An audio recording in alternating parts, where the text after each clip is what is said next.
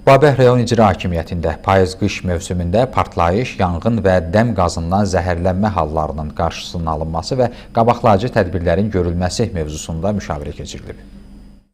Naxçıvan Muxtar Respublikası Fövqəladə Hallar Nazirliyinin birgə təşkilatçılığı ilə keçirilən müşavirədə rayonun aid qurumlarının rəhbərləri və digər cavabdeh şəxslər iştirak ediblər. Çıxış edənlər payız-qış mövsümü dövründə ehtimal olunan hadisələrə qarşı Fövqəladə Hallar Nazirliyi tərəfindən həyata keçirilən tədbirlər, xüsusilə yaşayış sahələrində, inzibati və ictimai yaşayış binalarının qazanxanalarında qaz və elektrik təsərrüfatında istifadə zamanı baş verə biləcək partlayış, yanğın və dəm qazından zəhərlənmə hallarının qarşısının alınması istiqamətində görüləcək tədbirlər, yanğın təhlükəsizliyi məsələlərinin diqqətdə saxlanılması və əhali arasında maarifləndirmə tədbirlərinin vacibliyi barədə geniş məlumat veriblər. Qeyd olunub ki, qaz sızması, nasaz istilik sistemləri, soba və baca təmizliyinə laqeyd yanaşmaq çox vaxt faciələrlə nəticələnir. Buna görə də hər bir vətəndaş təhlükəsizlik qaydalarına riayət etməli, yararsız avadanlıqlardan istifadə etməməli, təhlükə yaradacaq hal müşahidə etdikdə dərhal müvafiq qurumlara məlumat verməlidir. Tədbirin sonunda mövzu ətrafında müzakirələr aparılıb,